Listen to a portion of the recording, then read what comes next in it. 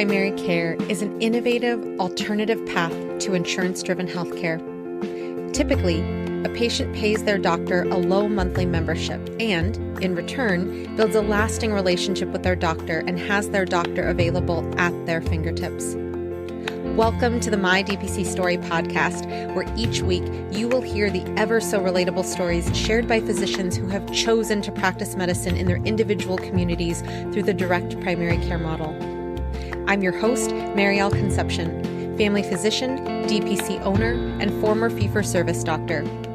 I hope you enjoy today's episode and come away feeling inspired about the future of patient care, direct primary care.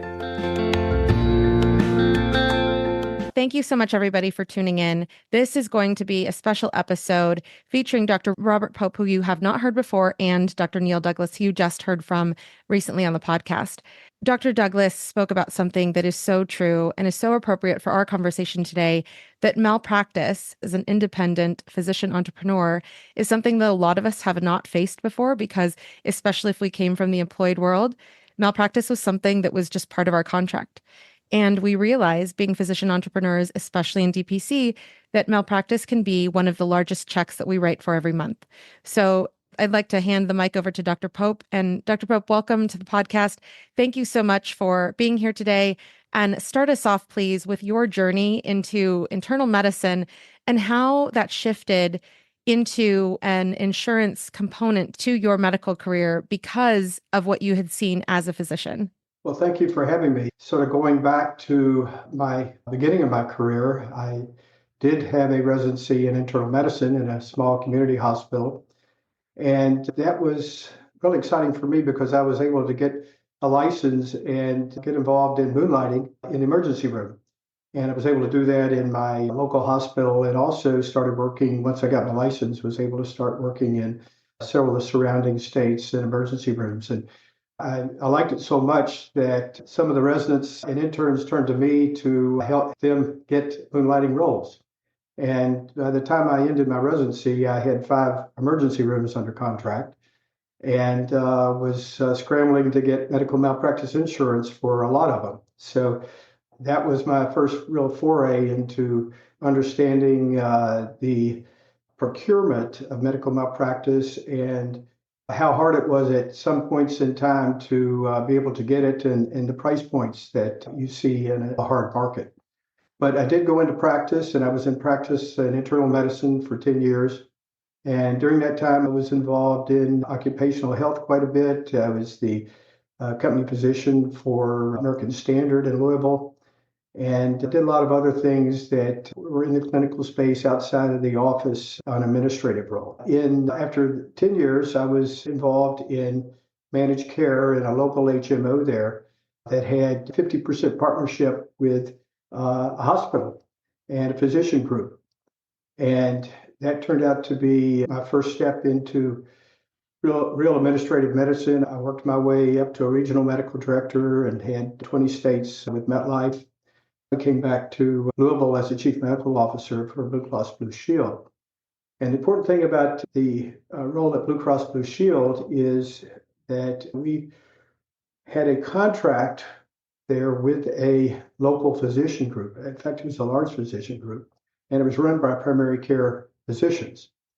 And within that role, I was able to work with those physicians to develop guidelines for care, not only for primary care, but about 20 different specialties. So it was really an exciting time. That gave me a real insight into working with physicians and all the dynamics and politics of that activity.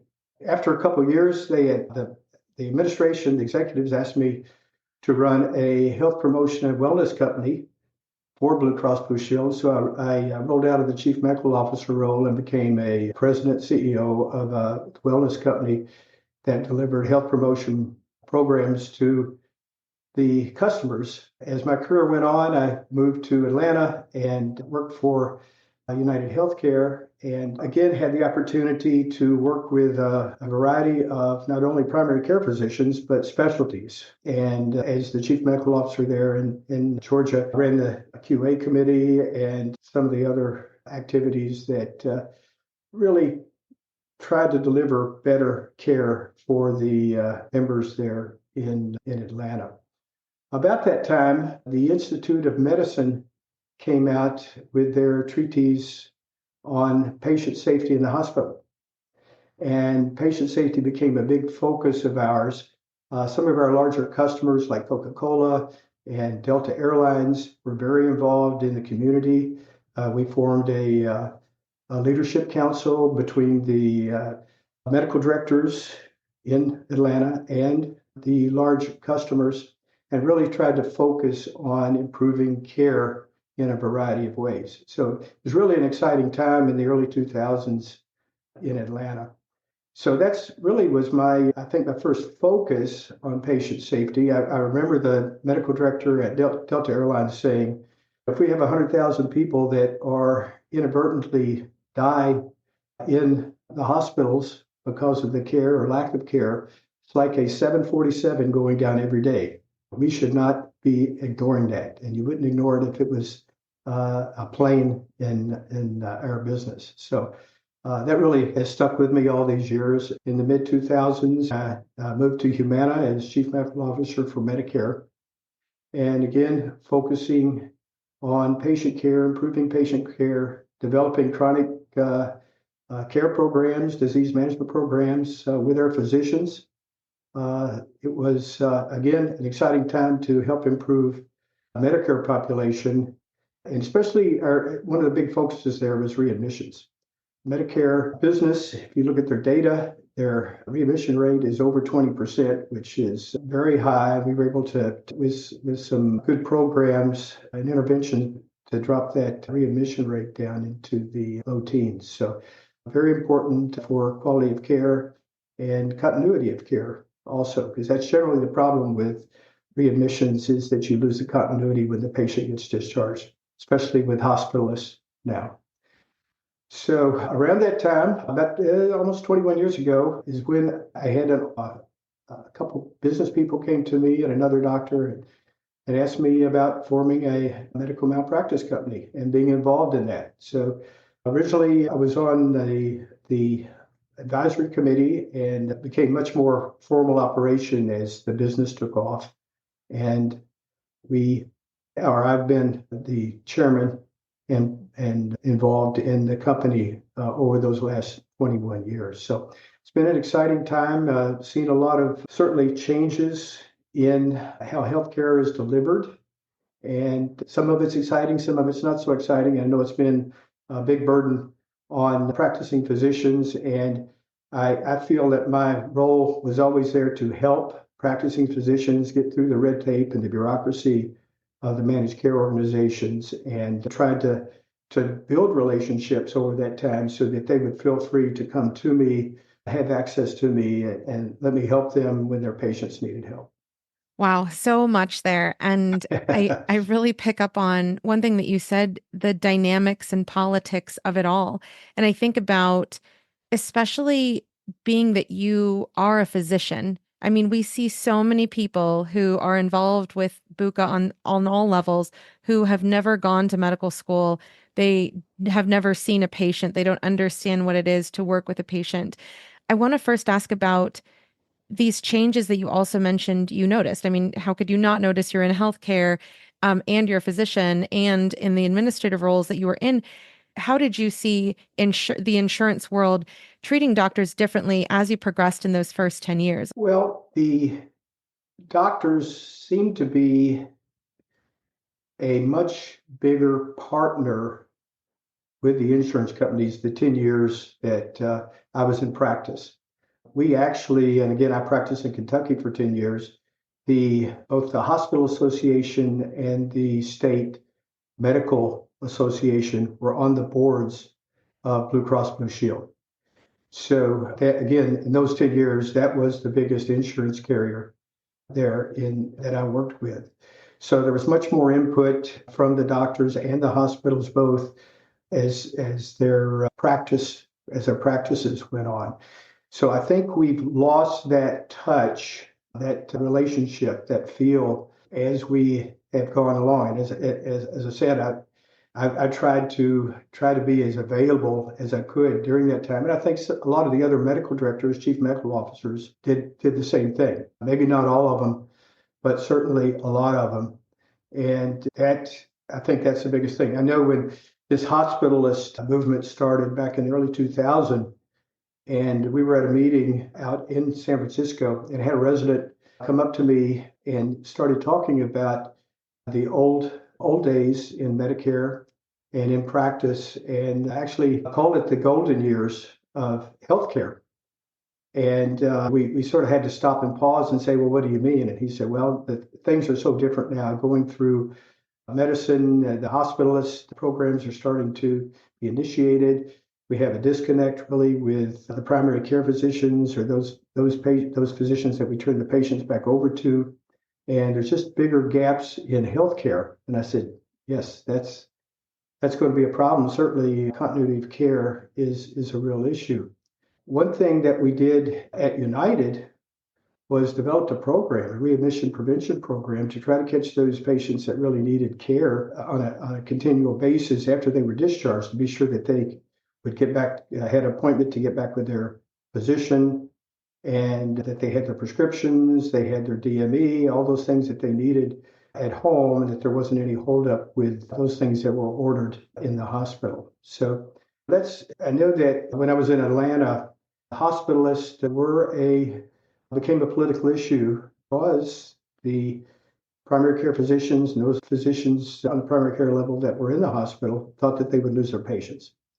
I don't think that we still are seeing good continuity of care with that system. That's one of the biggest things I've seen in the changes in healthcare. And it's so interesting because as we've gone from a country where you had your doctor that wasn't necessarily a specialist, that was just typically your GP who did deliveries at your house, sutures, things that we're bringing back, to put it lightly, for the direct primary care movement, because we are practicing at the full scope of our training. Um, I know exactly what you talk about, it because during family medicine residency, we had inpatient rotations, and yes, we had our continuity of care patients. Sometimes we got to take care of those people when they were in the hospital, but very frequently it was whoever was on call, whoever was able to take care of the patients based on what insurance they did or did not have.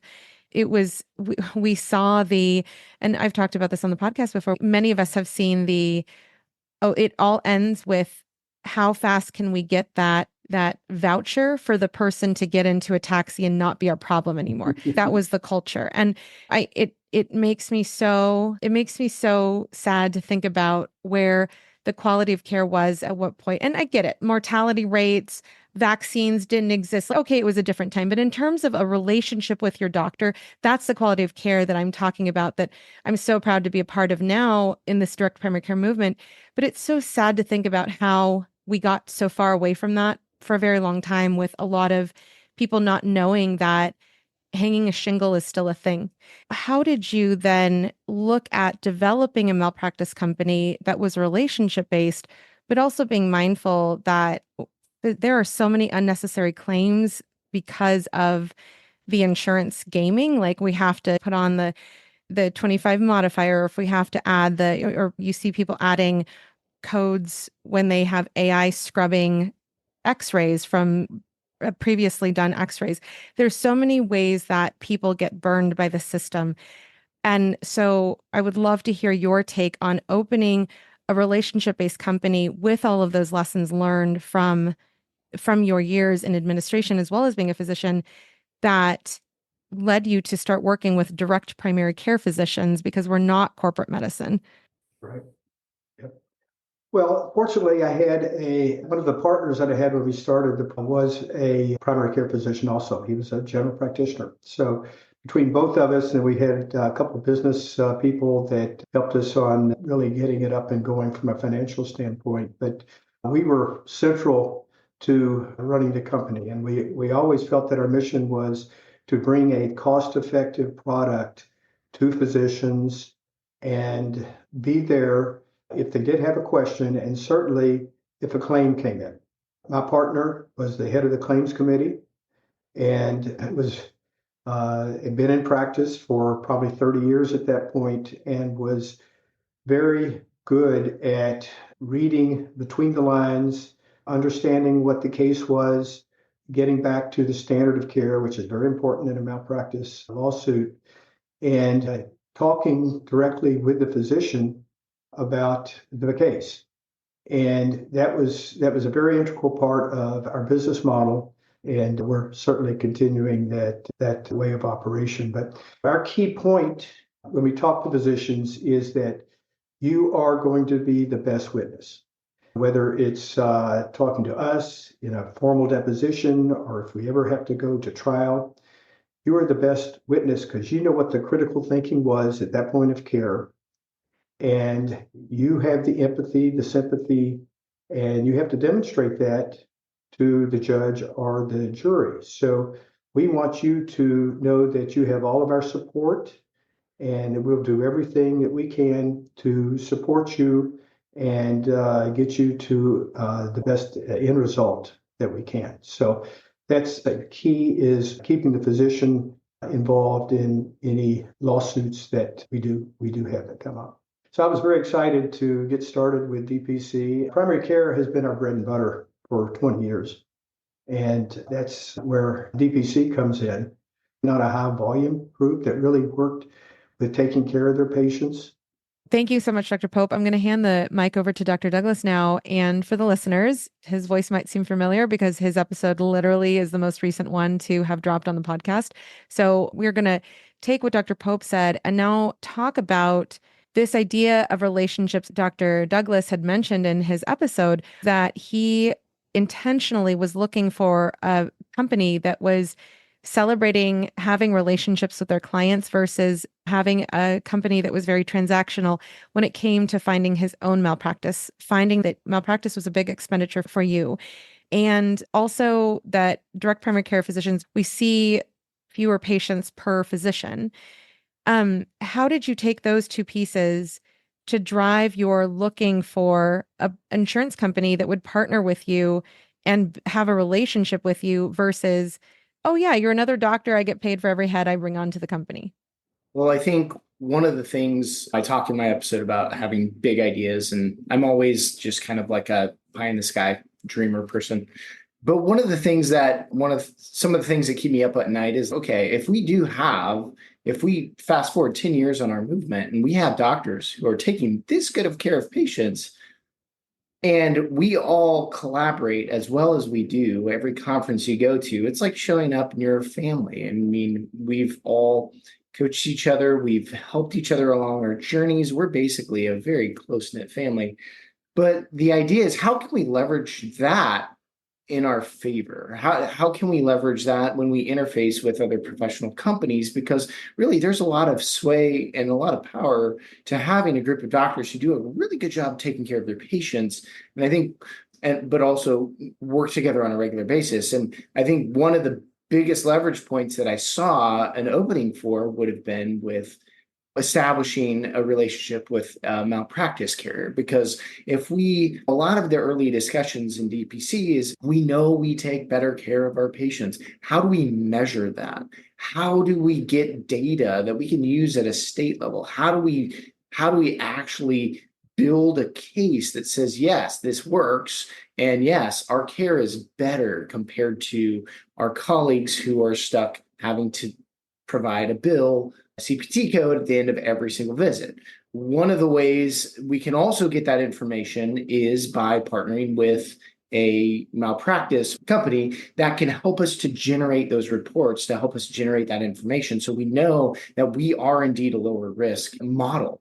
And that, I think, is going to help us really advance the cause of direct primary care. So that was a big part of my thought process when I was looking at, how do we evolve the malpractice, interface for direct primary care doctors down the road? That discussion, yeah, I mean, really started with Dr. Clodagh Ryan, who had been working with someone who was very, very open and understood what direct primary care was. And that was my first thing. I had worked with several other brokers because I was tasked with kind of representing that in the direct primary care lines to try and find some kind of a partnership that we could use. But I quickly figured out that the way that worked is whatever broker we were going to be working with was going to be making money off of us every single payment, and they really just kind of set up the relationship to begin with, and then they're quite hands off with that policy, but they're still getting that commission. And to me, that is a middleman, and I'm not into middlemen. And that is like a curse word in direct primary care, because that's what we do. We cut out middlemen and we go directly to our patients. That's the facts of life. So, and we know that's how you drive down the price of healthcare. That's what you do. You go directly to your patients. I'm preaching to the choir here, I realize, but this is a really foreign concept for most large entities. They have when you want to interface directly with them, they're like, well, that's not the way it works. That's not how we do business. We can't do that. We can't give up commissions. We can't do this and that. So when I talk to somebody who says, we believe in what you're doing, and I can throw in for every state possible, I can throw in my commission to lower everybody's rate because I want to build this relationship right now so that we can move going forward. So that was exciting. I was like, wow, this is somebody who gets it, somebody who wants to support us, and just someone who I have just grown to trust over the years. And so that was part of my journey.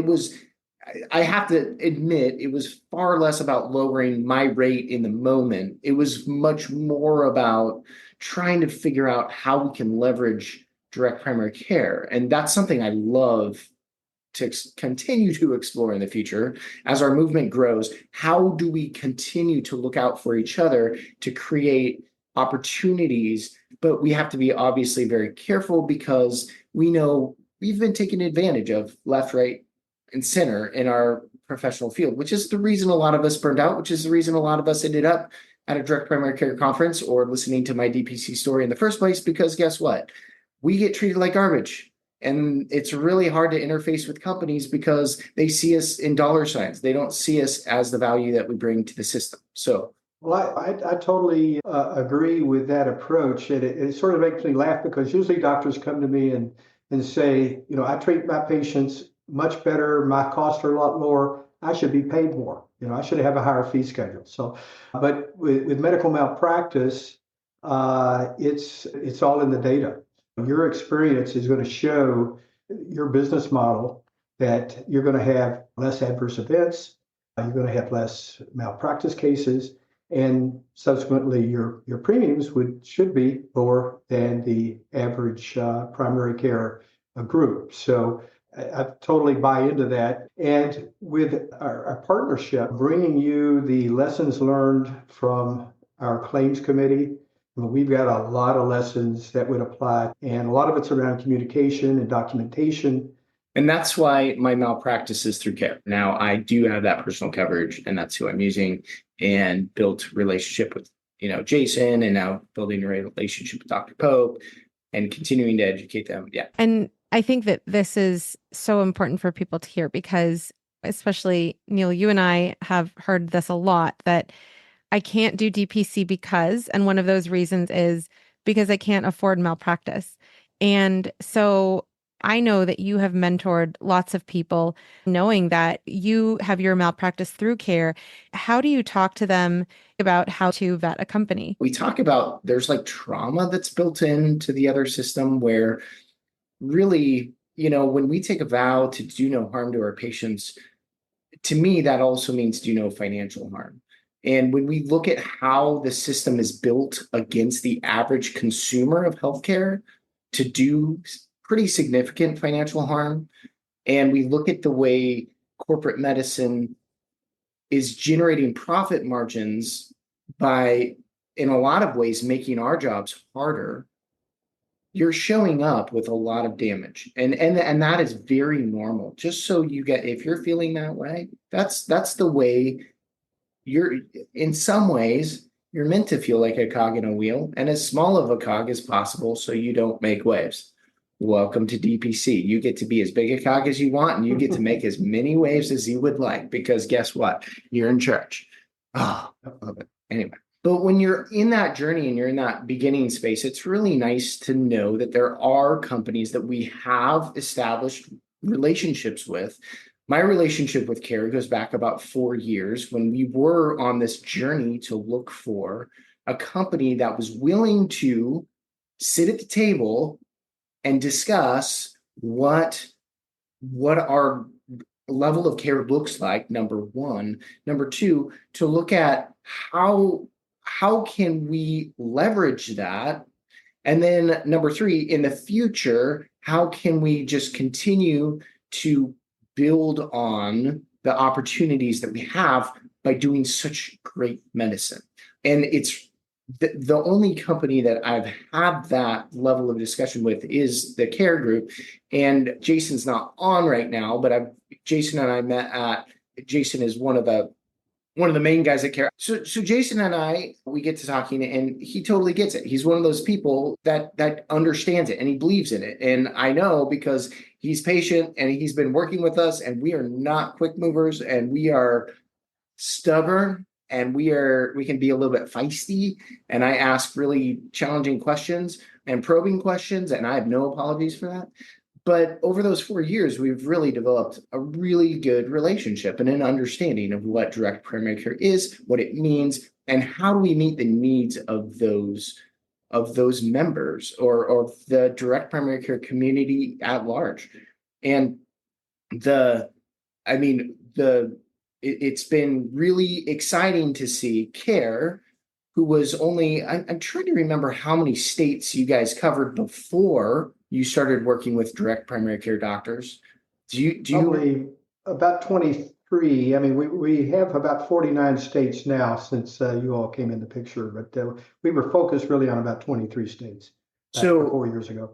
So now, I mean, for you guys to 23 states when we first started, and because of direct primary care, I don't know that there's another book of business they have that's done this. I'm pretty sure it's us. We have now gotten their business to support 49 different states. And that was our goal. How do we get every doctor in the US to be able to have a similar level of coverage through Care? And so, unfortunately, Oregon was like one of the last states to get added, which is fine. I was patient, but now I get to also reap the benefit of having Care as my provider, which has been great, because then we can have a lot of those discussions, and immediately saving 30% on your bill was great. I love that part of it. But also just to feel like I'm involved in a company where I know who's representing me. If something happens, I could give them a call. I could say, hey, I've got this patient situation that's kind of challenging. How would you help me with this? And I'd really trust them in that way, where even if you got onto their website, you could see there's not a list of 1,000 faces on there. They are a smaller company. As Dr. Pope said, there are different graded qualities of insurance that are out there. I don't know a whole lot about that, but I know that they are also in the space of, yes, we don't have to follow every single rule that's out there, but because of that, we can actually provide better care and more personalized care. So that kind of feels like direct primary care to me as well. So there's a lot of really, I think, a lot of similarities with the way I've heard Care is run, just in the organic way and the way they're able to pivot and shift. It's been really nice to work with. And then the fact that they get it. So I'll let Dr. Pope, if you could speak more to that. Yeah, I can. As you said, we're not your traditional admitted carrier, and we're what's called a risk retention group. And this was developed under a law of Congress. So it's actually a federal statute that created these risk retention groups, and they're just people or entities that are in a like business that come together, pool their money, and create an insurance company. So that's what we did. We have an association that all the doctors join. So the association actually owns the insurance company. And while we do have to follow some of the laws of the states, we primarily are domiciled in Vermont, and they're our regulator. And they're really the state-of-the-art regulators for these kind of companies and what they call captive management. So very important that you get into a state that knows what they're doing. And we've as you said, have a lot of ability to be more entrepreneurial and nimble and work with physicians, especially those that the traditional carriers may not want to underwrite. And for those listeners who are like, wait a minute, I want to know more, what are some of the benefits that you really love speaking to when it comes to introducing a DPC doctor or a soon to be DPC doctor to malpractice through care? The biggest thing for me is the relationship, the fact that you could call, that I know the people at care, and that helps me a ton because, again, it's nice to know that they understand where we're at. The coverage, oftentimes the coverage is mandated by state. And so those coverage options, and you can always opt for more coverage, but certainly to maintain your medical license, you do need a certain level of coverage. And obviously they're well aware of what those coverage limits are. And they provide that coverage or more with that quote that they would give you. And I appreciate that. And they can walk you through that piece too. And then, yeah, I believe there are other benefits that go along with that, whether you have a locums tenens person who's working under your malpractice temporarily, and I think they have some options for that. So if you are someone who's looking for locum tenens work with DPC doc care, I think that would be covered. But really, I mean, if you're like, okay, why did you choose care, Neal? It's the relationship that I have with them. I would liken it to when you have a financial advisor, somebody who like kind of understands you and your family and what you do, and you're like, hey, I'm going to trust something really important with you because we have a relationship together. Like that, I guess that's the way it feels. And I never would have ever expected to have that level of relationship with a malpractice provider. We just finished my episode, which talks about like the procedures I do, a lot of things that a lot of doctors wouldn't necessarily do. But it's with those patients who know me, who trust me. I mean, I'll give you just a 2-minute snippet. Patient comes in with pleural effusion who had very high cancer markers, very concerning. We either had a differential of pneumonia and a severe pneumonia or cancer. And CT scan comes back negative. But even before we did that step, I told her, I said, I've got an ultrasound machine. I've done this before in residency. We can pull a little bit of this fluid off your chest and I can get an answer tomorrow from the cytologist if you have cancer or not. And that way you're not going to spend 2 weeks waiting for the interventional radiologist to get you into their clinic. And then you're going to have that answer much sooner. And I can see everything I'm doing with this machine and we're ready to go. That, I mean, the quality of care for that patient, she was so delighted to know the next day that she had a severe pneumonia. It wasn't cancer, and we're watching those cancer markers go down. But a patient who's not insured, I don't even know what the price of that would be. I mean, you just reach into your little Monopoly game and grab out a handful of whatever. That's probably going to be about the price. We have no idea. It's just so frustrating. So anyway, so the procedure side of things, I appreciate we aren't doing like that, the known high risk procedures, but there are a lot of procedures that are being done in direct primary care. And yeah, we appreciate that care covers us for doing those types of things. Again, the relationship with the patient is paramount. If you have a good relationship and you have good communication with the patient and the family too. The family is very important. The chances, the likelihood of having an incident or a case is very low. But you never know. And the lawyers out there, we haven't talked about them today, but the lawyers are always lurking out there for something, and you never know what could trigger something. And something that I'm thinking about as you guys are speaking is, yes, there is relationship and you guys are speaking to that, but also Dr. Pope, when you mentioned continuity of care and finding that that was a very big problem with hospitalists because the model is there is a wall between your outpatient doctor or non-physician provider or healthcare team and who takes care of you in the hospital in many cases. Yes, there are the people who still do coverage in the hospital, but when it comes to continuity of care, I mean, that continuity that Neal just spoke of, I mean, it is so life-changing for the patient. You can picture these patients because we've all taken care of somebody.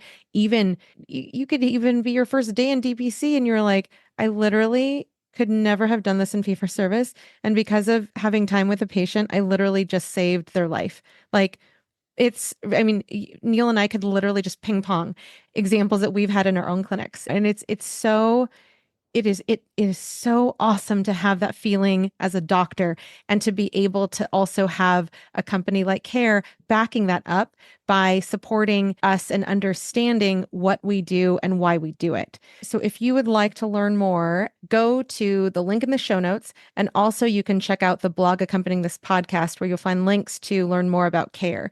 And for those of you who want additional details right now and you're ready, the phone number is area code 502-208-3898, or you can email Jason, who Neal referred to, jason@care-ins.com. So thank you so much, Dr. Pope and Dr. Douglas, for sharing about Care today to introduce people to a relationship-based company who understands the power of direct primary care. Thanks for having me, Mario. Yep. Thank you. Thanks, Dr. Pope. Good to see you. Okay. Good to see you again. Thank you for joining us for another episode of My DPC Story, highlighting the physician experience in the world of direct primary care. I hope you found today's conversation insightful and inspiring. If you want to dive deeper into the direct primary care movement, consider joining our My DPC Story Patreon community. Here, you'll have access to exclusive content, including more interview topics and much more. Don't forget to subscribe to My DPC Story on your podcast feed and follow us on social media as well. If you're able, I'd greatly appreciate if you could leave us a review. It helps others to find the podcast. Until next time, stay informed, stay healthy, and keep advocating for DPC.